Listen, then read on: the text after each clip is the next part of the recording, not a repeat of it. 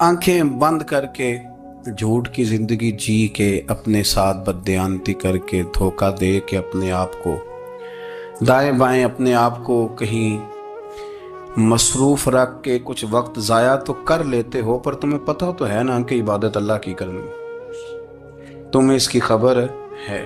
मेरे रसूल पाक अलैहि वसल्लम ने फरमाया, बंदा अल्लाह के सबसे करीब उस वक़्त होता है जब वो सजदे की हालत में होता है। किसके करीब होता है? अल्लाह के सबसे करीब होता है।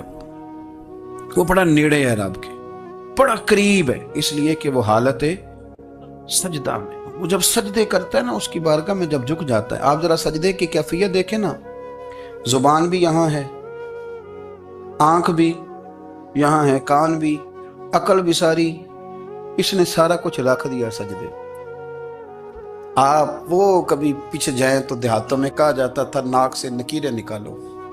बहुत बड़ी सजा होती थी ना, नाक से नकीरें निकालो, बड़ी सजा होती थी। तो इसने कहा, मालिक मुझे किसी ने कहा नहीं, पर देखना मैंने रख दी सारी अकल सजदे में, और रख के कहा क्या, सुभान रब्बी या अल्लाह, अल्लाह मैं पस्त हूं तू आला है, अल्लाह तू मेरा रब है और तू सबसे आला।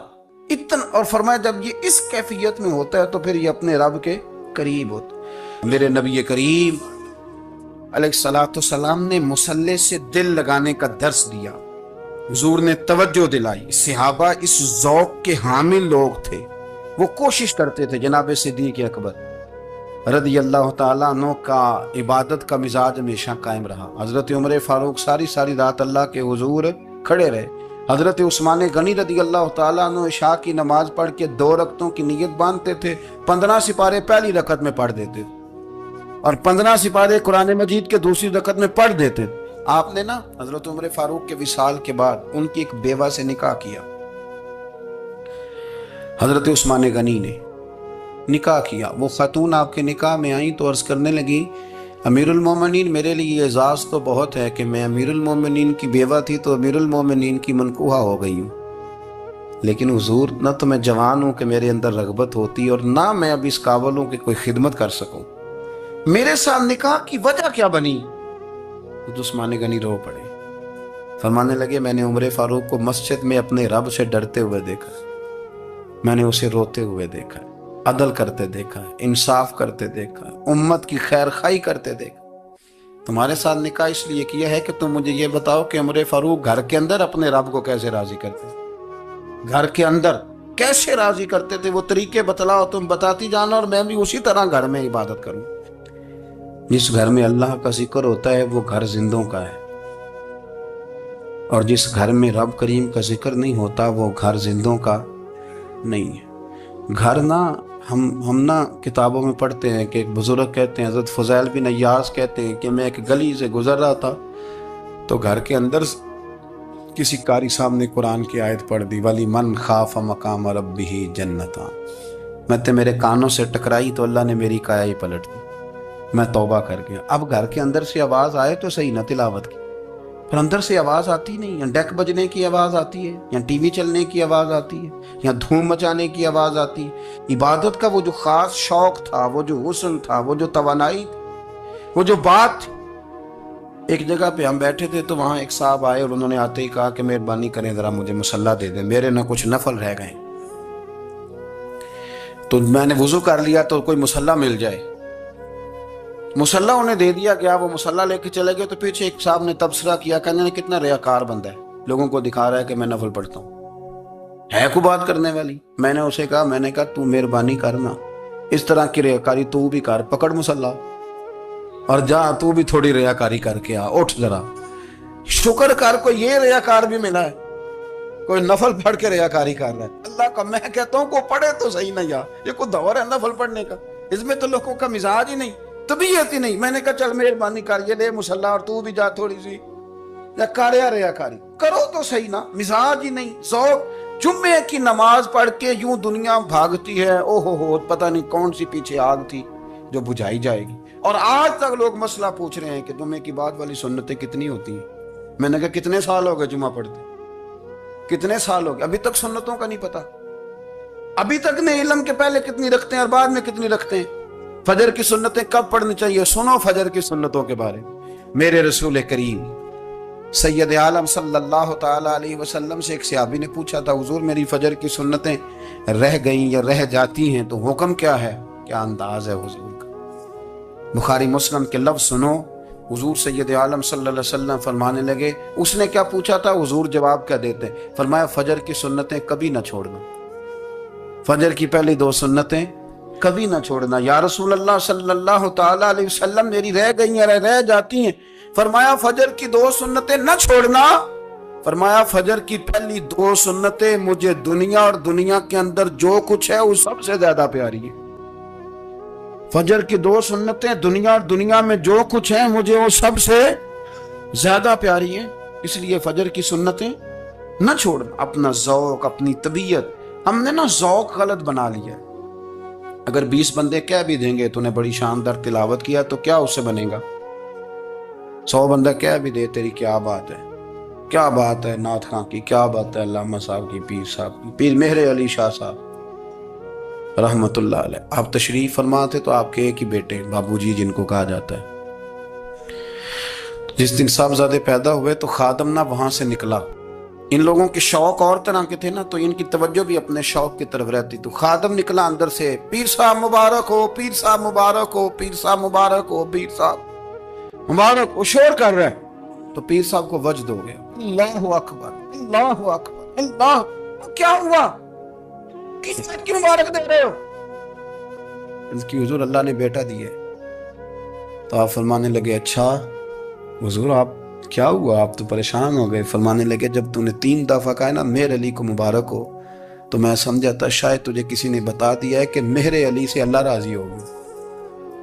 میں سمجھا تھا کہ شاید تو یہ خبر لے کے آیا ہے کہ کسی نے بتایا ہے کہ مجھے آج خبر ملی ہے کہ مہر علی سے رب اچھا پتر ہوا ہے. الحمدللہ، اللہ کا شکر ہے.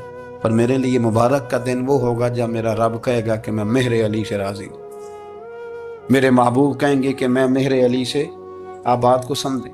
شوق ہی کسی اور طرف تھا، دل ہی کہیں اور لگا ہوا تھا، طبیعت ہی کہیں اور مائل تھی. کوئی وظیفہ پوچھتے تھے تو پڑھتے تھے وہ لوگ، کچھ اللہ انہیں بتائی جاتی تھی تو کرنے کا ذوق رکھتے تھے. طبیعت تھی، قائل تھے.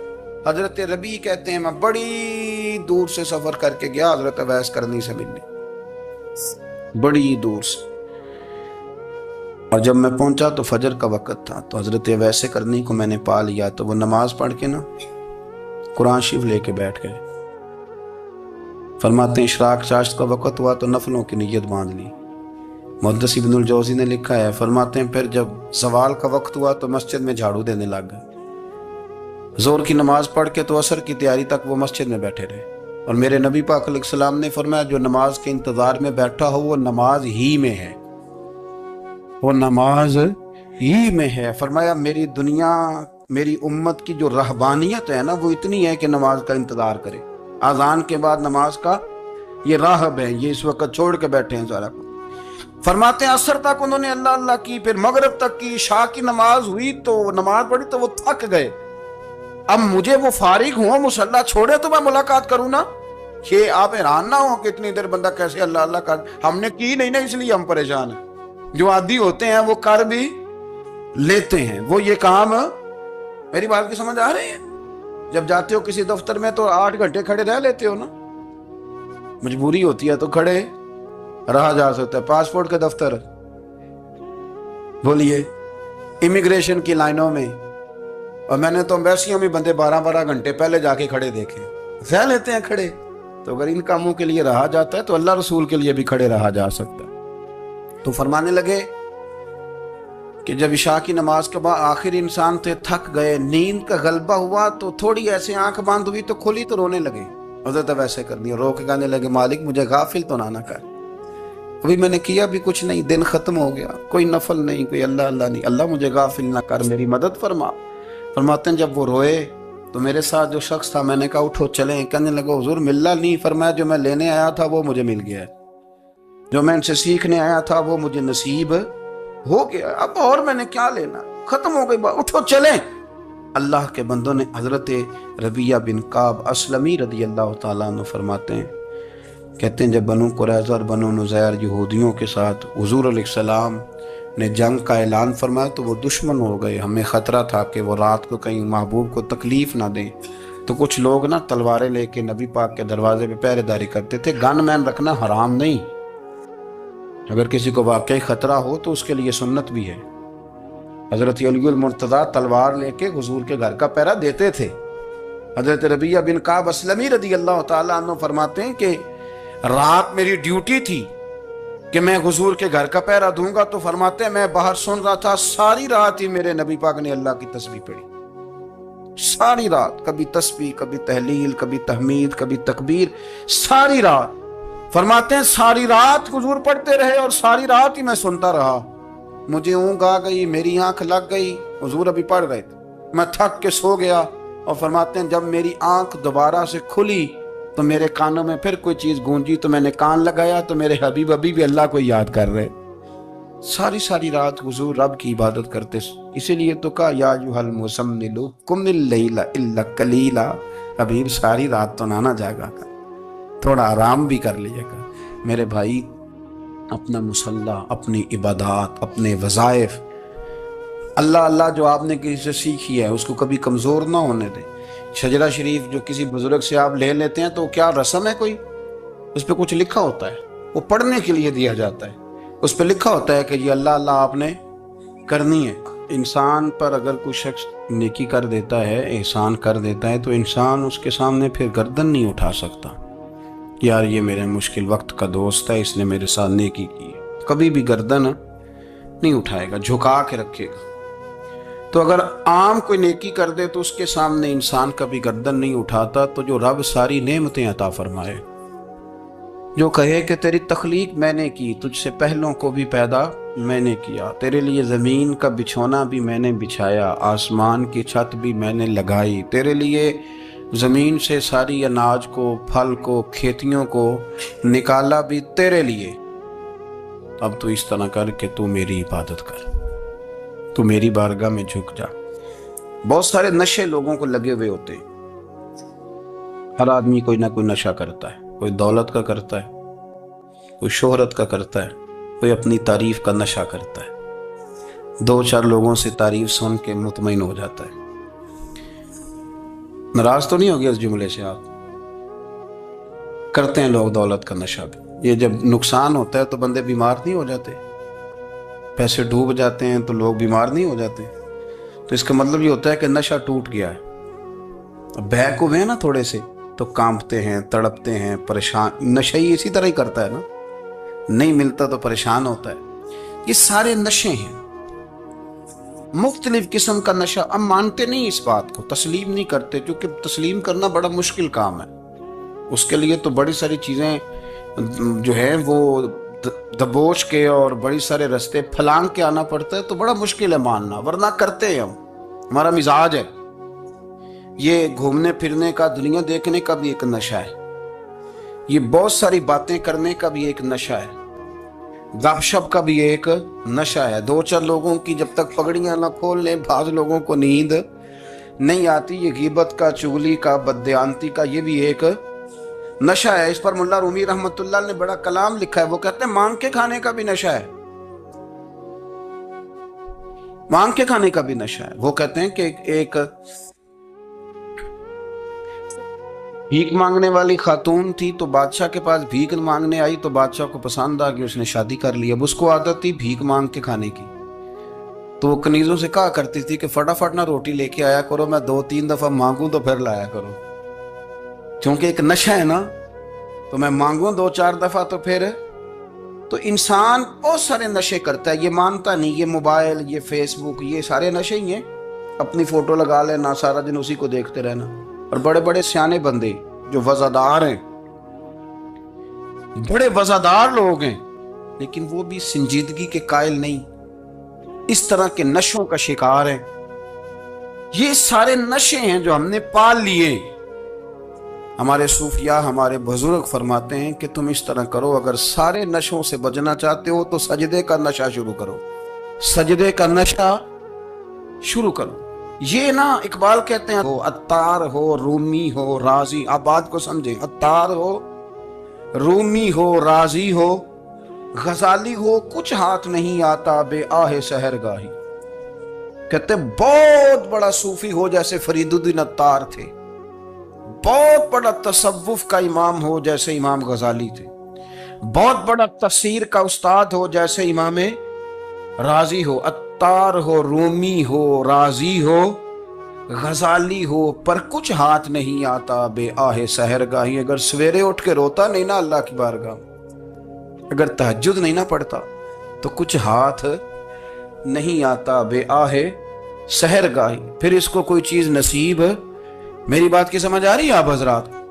جب تک آپ سویرے نہیں اٹھتے، آپ اللہ اللہ نہیں کرتے، آپ کو نوافل کا چسکا نہیں، عبادت کا مزہ نہیں، فرمایا میری عبادت کرو، یہ شوق پیدا کرو، میں نے تمہیں پیدا کیا ہے. ہم لوگوں کے نشے مختلف نشے، بڑا عجیب رنگ ہے.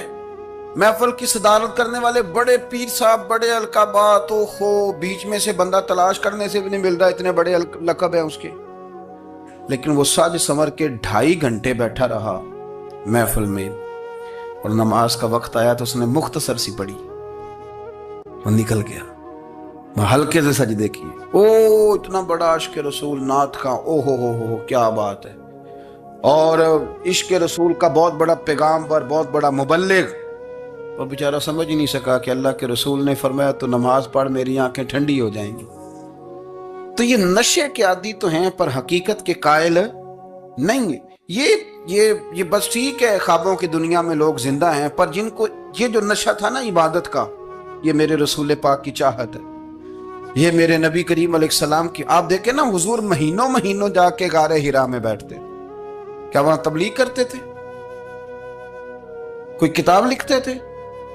رسول کریم علیہ السلام مہینہ رہتے غار حرا میں. کوئی نہ مجھے دیکھے، کوئی نہ مجھے ملے. حضور یہاں کیا ہے؟ فرمایا میں اپنے رب کی عبادت کروں گا. نبی کریم علیہ السلام نے سجدوں کے ساتھ پتھروں اور پہاڑوں کو آباد کر دیا، سجدوں کے ساتھ. آپ کا سجدہ آپ کو بہت ساری چیزوں سے چھڑا لیتا ہے، یہ بہت ساری جگہوں سے جھکنے سے بچا لیتا ہے. صوفیاء اولیاء یہ کیا کرتے تھے؟ یہ سجدے کا ذوق ہی تو پیدا کرتے تھے. سجدے کا ذوق. شاہ عبد العزیز دباغ رحمت اللہ تعالی علیہ اپنے مریدوں سے فرمایا کرتے تھے کہ اگر تم پکے نمازی بن جاؤ نا، تہجد گزار ہو جاؤ، تو میرے پاس آنا جانا چھوڑ دینا. عرض کی حضور کیوں؟ فرمایا میں تمہارے اور رب رسول کے راستے میں رکاوٹ نہیں بننا چاہتا، اور میرا مقصود ہے تمہیں وہاں تک پہنچانا. جب پہنچ گئے تو پھر میری ضرورت ختم ہو گئی. ہاں کبھی وسوس آئے، شک پیدا ہو، تکلیف ہو تو آنا.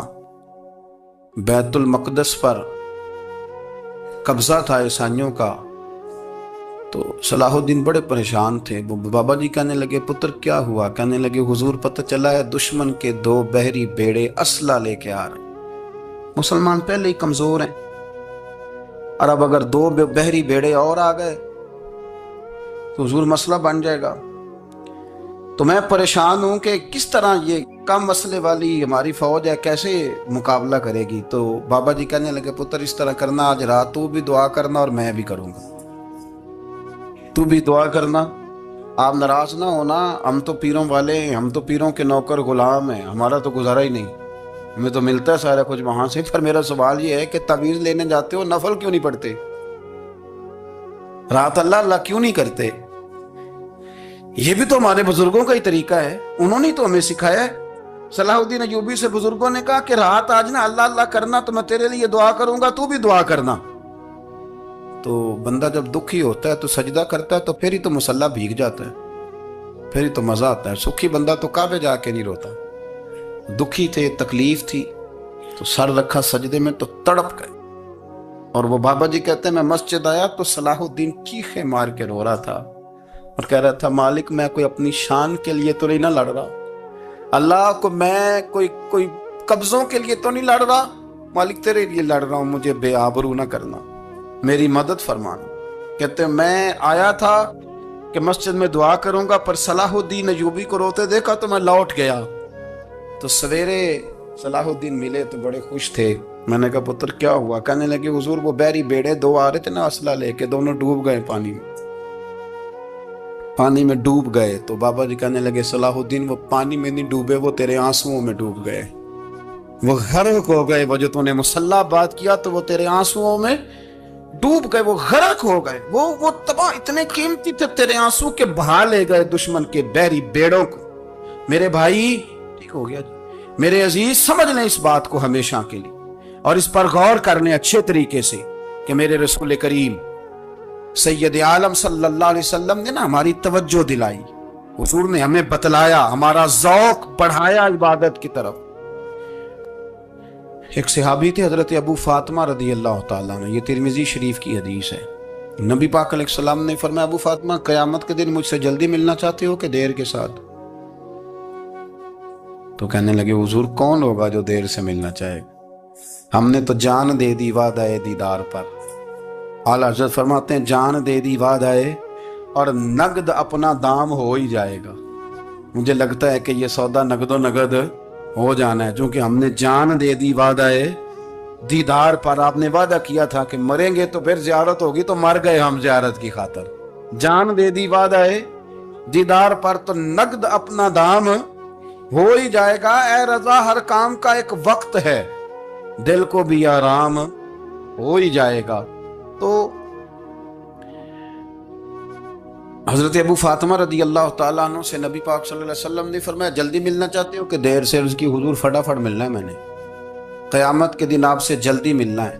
तो नबी पाक अलैहि सलाम ने फरमाया फिर इस तरह करना, दुनिया में रह के सजदे ज़्यादा करना, फिर सजदे ज़्यादा करना, क़यामत में मुलाकात जल्दी हो जाए, कुर्ब मिलेगा तुम्हें। अपने बच्चों के अंदर देखे ना, हम शौक़ पैदा करते हैं, हमें सही लफ्ज़ नहीं बोलने आते पर हम बच्चों में शौक़ पैदा करते हैं कि पुत्र डॉक्टर बन जाएगा तो बड़ा नफ़ा करेगा, तो लोगों की खिदमत करेगा, मुल्क और मिल्लत की खिदमत करेगा, तेरे अब्बा का नाम रोशन होगा, तेरे दादा की तारीफ़ें होंगी। हम ये ज़ौक़ पैदा करते हैं। हम अपने नौजवानों के अंदर ये फ़िक्र पैदा करते हैं, उन्हें हम समझाते हैं कि मियाँ जब तुम पढ़ोगे मेहनत करोगे तो फलां आदमी की तरह तुम्हारा नाम होगा। ये जितना ज़ौक़ हम बच्चों के अंदर इन चीज़ों का पैदा करते, हमें हुक्म है किसी तरह हम ज़ौक़ पैदा करें कि पुत्र नमाज पढ़ेगा तो अल्लाह राज़ी हो जाएगा, तो सजदा करेगा। देखे ना मेरे रसूल करीम अलैहिस्सलाम ने फरमाया 7 साल के बच्चे को मस्जिद लेके जाओ, यानी उसे शौक़ दिलाओ, उसके अंदर ये खासियत पैदा करो कि उसका दिल करे मस्जिद में जाने को, उसके अंदर ये खुसूसियात लाओ कि वो हमारे यहाँ ना हर चीज़ को प्रमोट किया जा रहा है, हर चीज़ यानी सुर संगीत सिखाने के लिए एकेडमियां बन गई, हर शय प्रमोट हो रही है, इबादत का जज्बा कम होता जा रहा है, अल्लाह अल्लाह का ज़ौक़ हमारे अंदर नहीं रहा। और इतना मुश्किल हमने अपने लिए बना लिया है कि वो बंदा जो बड़ी जबरदस्त मजहबी गुफ्तगू कर रहा था और तगड़ी बात कर रहा था, क्या बात है, लेकिन नमाज के बारे में कमजोरी दिखा जाता है, नवाफल के बारे में वो चुपके से निकल जाता है। इमाम अहमद बिन हंबल रहमतुल्लाह ताला अलैह, मुस्नद इमाम अहमद बिन हंबल 14 जिल्दों में है मार्केट में, और मुझे तो खैर पसंद ही बड़ी है, मैंने तो कई दफ़ा पढ़ी है। और क्या बात है इमाम अहमद बिन हंबल की, कैसे तगड़े किस्म के मुहद्दिस थे और अल्लाह ने कितना उन्हें एजाज़ अता फरमाया हुआ। ये कोड़े भी खाते थे दीन की खातिर, सारा कुर्ता लहू से भर भी जाया करता, बड़ा एजाज वाला शख्स थे, बड़े एजाज वाले। हदीसें जमा करना, हदीसें लिखना, हदीस पढ़ाना, सारा दिन रहते थे। कह सकते थे कि मैं कर तो रहा हूँ काम, और हदीस भी मौजूद है कि आलिम आबिद से अफजल होता है, पर इसके बावजूद इमाम अहमद बिन हंबल रहमतुल्लाह अलैह 300 नफल फर्ज नमाजों के अलावा पढ़ा करते थे, 300 नवाफिल रोज पढ़ा करते थे। उनके बेटे ने कहा अब्बा जी मकान खरीदना है तो वो जगह कहाँ करके लूँ, बहुत सारी आबादियाँ, तो फरमाया पुत्र वहाँ लेना जहाँ मस्जिद करीब हो। मेरे रसूल करीम सैयद आलम सल्लल्लाहु अलैहि वसल्लम इतना पसंद करते मस्जिद को, इतना पसंद करते नमाज को कि रसूल करीम सल्लल्लाहु अलैहि वसल्लम तहज्जुद की नमाज भी पढ़ते, फिर हुजूर फजर की नमाज भी पढ़ते। नबी पाक वितर को अलग करके पढ़ते, इशा के साथ नहीं पढ़ते। ये तो हम इसलिए इजाजत दी हमारे बुजुर्गों ने कि बाद में उठेगा कौन अलहदा वितर पढ़ने के लिए, इशा के साथ पढ़ ले। वितर पढ़ते, तहज्जुद पढ़ते, फजर पढ़ते, इशराक पढ़ते, चाश पढ़ते, फिर मगरिब की नमाज के बाद 6 रकात अवाबीन पढ़ते। پھر رات کو صلاۃ اللیل پڑھتے. سیدہ عائشہ صدیقہ کہتی ہیں زمانہ سو جاتا اور میرے رسول مصلی بچھا کے کھڑے ہو جاتے. او یار کھیتی باڑی کر کے نہیں, محنت مزدوری کر کے نہیں. جناب عائشہ کہتی ہیں میں یہ بھی دیکھتی کہ حضور ایک آیت شروع کرتے تو ساری رات اسی کو پڑھتے, اور میری نظر جاتی تو قدم مبارک پہ ورم آ جاتا. یار نماز پڑھ پڑھ کے, اتنی مشقت کر کے, اتنی جد و جہد کر کے ورم آ گیا. یا رسول اللہ اتنی محنت کیوں کرتے ہو؟ فرمایا افلا اکون عبدا شکورا, کیا میں اپنے رب کا شکر گزار بندہ نہ بنوں؟ صحابہ کا ذوق عبادتوں کا, ریاضتوں کا, تلاوتوں کا, طبیعتیں ان کی, وہ ایک دوسرے کو. حضرت مولا علی شیر خدا کرم اللہ تعالی وجہ الکریم کے زمانے میں روم کے بادشاہ نے کہا یار یہ مسلمانوں کا پتہ تو کرو, یہ آخر کیوں اتنے زیادہ مجاہد ہیں. اس زمانے میں جاسوس بھیجنے کا مزاج تھا, اب تو جاسوس پکڑا جاتا ہے, اب تو جاسوسی کا شوق ویسے آج بھی ہے. عرض کروں تھوڑی سی بات اس عنوان سے. پتہ کیا ہمارا مسئلہ ہے, ہم جہاں جاتے ہیں نا وہاں تھوڑی خوشبو سونگنے کی کوشش کرتے ہیں. وہ کیا ہے تو یہ کیا ہے تو ادھر کیا ہے تو تھوڑا سا ادھر کیا ہے. میرے رسول پاک پڑھیے درود شریف, سارے پڑھیے ذرا زور سے, صلی اللہ تعالی. نبی پاک علیہ السلام نے فرمایا جاسوسی نہ کرنا ورنہ تم بندوں کو خراب کر دو, اور فرمایا اس طرح نہ ہو کہ تم کسی کے آپ کھول نہ نکلو تو تمہارے پہلے کھول جائیں. یہ جو ذوق ہے نا یہ ختم کریں, چھوڑیں. مطلب آپ کس چکر میں پڑے ہوئے ہیں, اتنی زیادہ توجہ کرنے کی کیا ضرورت ہے. نے کام سے کام رکھیں, اس میں بندہ تھوڑا سا نا آسان رہتا ہے. یہ جو بہت زیادہ ٹٹولنے والے لوگ ہوتے ہیں نا وہ بےچارے پھر عمر ٹٹولتے ہی گزار دیتے ہیں, اس لیے کہ مزاج ہی بہت پکا ہے. بوری کا منہ کھول کے اندر تک ہاتھ ڈالنا, تو پھر کئی دفعہ سامنے سے بچھو بھی لڑ جاتا, خرابی ہوتی. تو جاسوسی کی جاتی تھی. اس نے بھی جاسوس بھیجے کیونکہ قبیلوں کے لوگ تھے, کچھ مسلم کچھ کافر, پہچانے نہیں جاتے تھے لوگ. تو کچھ لوگ اس نے بھیجے, انہوں نے آ کے نا تحقیق کی, ریسرچ کری کہ آخر ماجرا کیا ہے. تو واپس جا کے انہوں نے رپورٹ دی نا روم کے بادشاہ کو. اس رپورٹ کا ایک جملہ بڑا شاندار ہے. وہ کہنے لگا بادشاہ ہمیں مسلمانوں کی کوئی سمجھ نہیں آئی, ہمیں کوئی سمجھ نہیں آئی. انہوں نے کہا کیوں نہیں سمجھ آئی؟ کہنے لگے یار عجیب بندے ہیں, جب رات مصلی پہ بیٹھتے ہیں تو یوں لگتا ہے ان کا دنیا سے رشتہ ہی کوئی نہیں, کوئی کسی کو نہیں جانتا. کوئی اپنے دکھ سنا کے رو رہا ہے, کوئی اپنی بات کر کے رو رہا ہے. لگتا ہے کہ ان کا کوئی رشتہ ہے ہی نہیں جب مصلی پہ بیٹھتے ہیں. اور فرمایا جب سویرے یہ جہاد کرنے نکلتے ہیں تو لگتا ہے ان سے زیادہ دلیر ہی کوئی نہیں.